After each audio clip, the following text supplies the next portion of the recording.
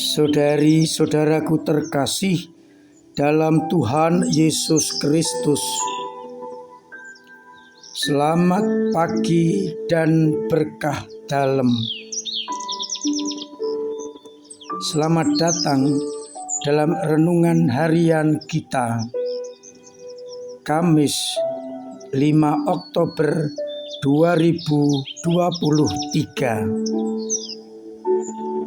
Seperti biasa, permenungan kita dasarkan pada bacaan Ekaristi hari ini. Bacaan yang pertama dari kitab Nehemia. Ketika Ezra membuka kitab dan memuji Tuhan, semua orang menjawab, amin, amin.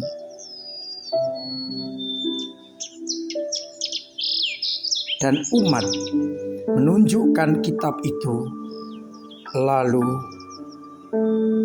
orang semakin yakin dan percaya akan firman Tuhan.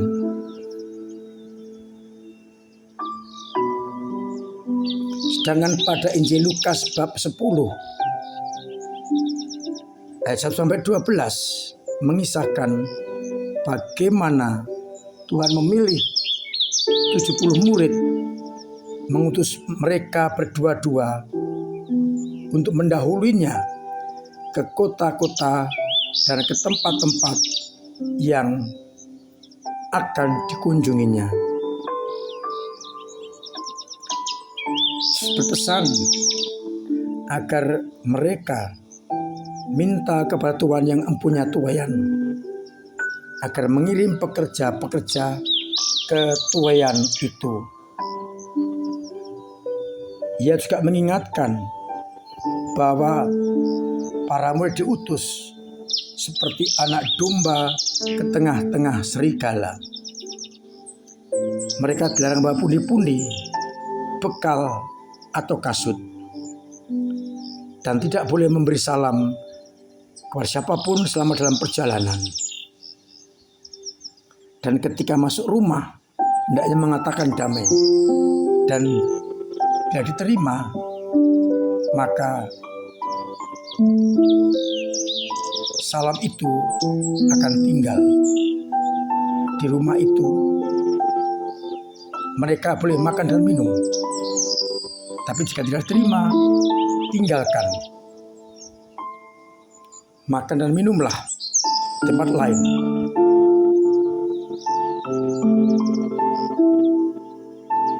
Lalu buatlah karya-karya Allah dengan menyembuhkan orang-orang sakit dan pewartaan bahwa kerajaan Allah sudah dekat. Tetapi jika orang menolak ketika kamu masuk kota, pergilah ke jalan raya kota itu dan serukan bahwa juga debu kotamu yang melekat pada kaki kami kebaskan di hadapanmu. Tapi ketahuilah bahwa kerajaan Allah sudah dekat. Orang atau kota atau desa yang tidak menerima engkau, tanggungannya akan lebih berat daripada Sodom. Saudari-saudaraku terkasih dalam Kristus, kembali kita diajak untuk ambil bagian dalam karya perutusan. Beberapa hal perlu kita lihat. Mereka diminta pergi berdua-dua. Latar belakangnya adalah kesaksian dua orang cukup untuk memberikan kepastian bahwa ini tidak dusta. Maka dengan pergi berdua-dua, diyakinkan pewartaan mereka adalah valid dan benar. Pewartaan kerajaan sudah dekat menjadi pokoknya, dan juga diminta agar Bapa mengutus pekerja-pekerja untuk tuaian yang semakin banyak. Mereka dan kita juga diingatkan bahwa mereka diutus pergi seperti anak domba ke tengah-tengah serigala. Artinya resiko sudah di depan mata. Jadi bayangkan anak domba yang tambun ke tengah-tengah serigala pasti akan menjadi santapan yang empuk. Namun kita tidak boleh takut. Kita harus mengandalkan Allah di atas segala-galanya, sehingga tidak perlu membawa bekal, membawa ini atau itu, karena Sang Pemimpin kita yang akan membebaskan kita adalah Allah sendiri. Maka di dalam karya perutusan tetap harus berani mengandalkan Allah dengan penyelenggaraannya. Mereka diutus pergi untuk mewartakan kerajaan Allah. Dan bila orang menerima, tinggal di sana, berbuatlah karya Allah, penyembuhan orang sakit dan sebagainya. Sehingga mereka patut menerima keselamatan. Sebaliknya, bila orang atau kota atau desa tidak menerima, kebaskan debu kaki, ini tanda bahwa mereka tidak akan mendapatkan keselamatan. Bahkan dikatakan tanggungan Sodom lebih ringan daripada tanggungan kota itu. Saudari-saudaraku terkasih, dengan pesan itu 70 murid yang diutus itu hendaknya seperti bacaan yang pertama mengatakan amin, amin. Artinya mengiyakan perutusan dan kehendak Allah. Seperti bangsa terpilih ketika mendengarkan atau dibacakan sabda Allah, mereka mengatakan amin, amin. Berarti mengamini, mengiyakan sabda-sabda Allah itu. Apa yang dapat kita renungkan dari bacaan-bacaan ini? Yang pertama, ketika kita mendengar, membaca, mendengarkan sabda dan kehendak Allah, hendaknya kita mengatakan amin, amin, amin. Artinya kita mengamini semua sabda dan kehendak Allah untuk kita renungkan dan kita laksanakan. Kita mengamini hanya kehendak Allah dan sabda-sabdanya, agar kita beroleh kasih karunia Allah. Dari bacaan Injil, kita disadarkan agar kita di dalam memberikan kesaksian hendaknya valid, jujur, dan tidak mengatakan kepalsuan atau kebohongan atau dusta, sehingga orang bisa percaya akan kesaksian kita itu. Yang kedua, kita juga disadarkan menjadi pengikut Kristus. Pewarta sabdanya berada dalam situasi ancaman, seperti domba ke tengah serigala.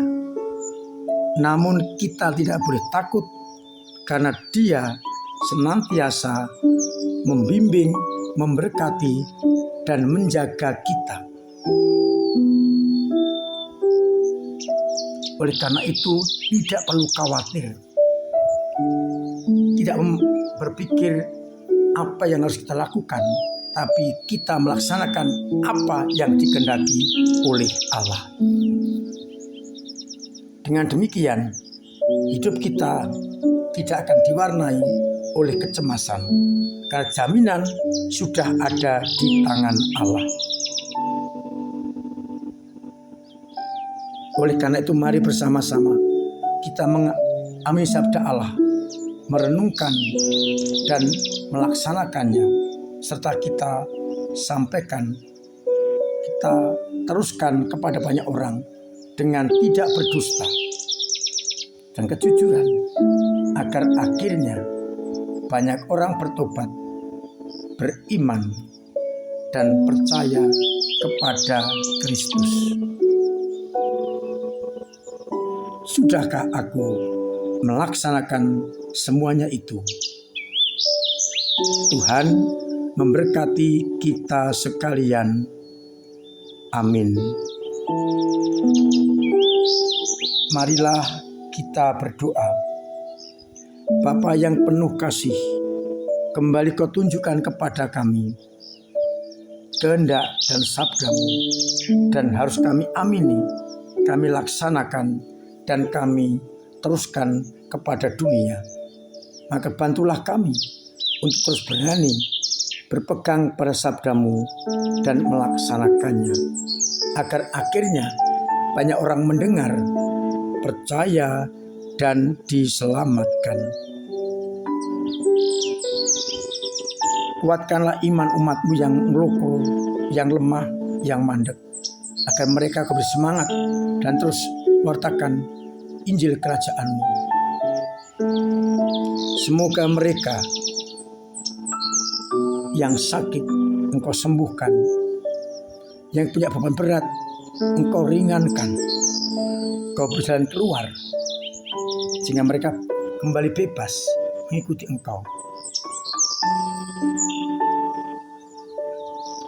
Yang punya persoalan Engkau bantu mengurai, sehingga persoalan dapat teratas dengan baik dan umat-Mu bisa bersuka cita.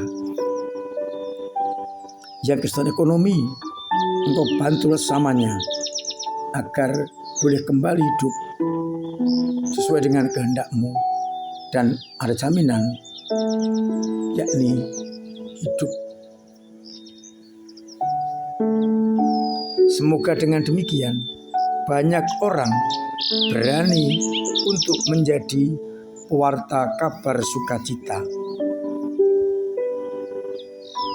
Untuk itu, berkatilah kami ya Bapa dan Putra dan Roh Kudus. Amin. Marilah kita menyadari bahwa kita ini juga bertanggung jawab atas keselamatan orang lain. Maka saya tetap menganjurkan, mengharapkan, bahkan setengah mewajibkan untuk tetap melaksanakan protokol kesehatan, sehingga kita tetap sehat dan orang lain pun yang bertemu dengan kita juga tetap sehat. Terima kasih berpenjenengan yang telah ambil bagian dalam karya misi MSF dengan mengambil amplop, mengisi dan mengumpulkannya kembali. Tetap masih terbuka sampai tanggal 9 untuk mengambil amplop yang ada dan memasukkan pada kotak-kotak yang ada. Dengan demikian harapannya para misionaris terbantu dengan usaha-usaha kita. Terima kasih pada semua saja yang terlibat dalam kehidupan menggereja, entah lewat doa, karya, hidup, tenaga, dan dana.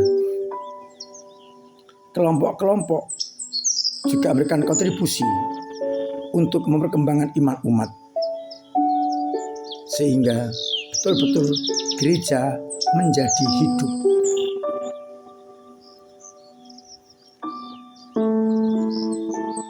Maka mari kita tetap berdedikasi untuk perkembangan gereja kita dengan saling menunjang bekerja sama sehingga terjadi semangat solidaritas dan bersama menuju ke rumah Bapa.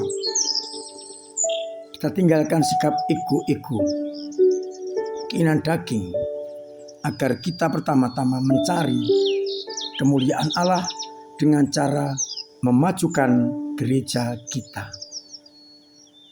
Akhirnya saya mengucapkan selamat pagi, selamat merenungkan. Salam sehat, Tuhan memberkati.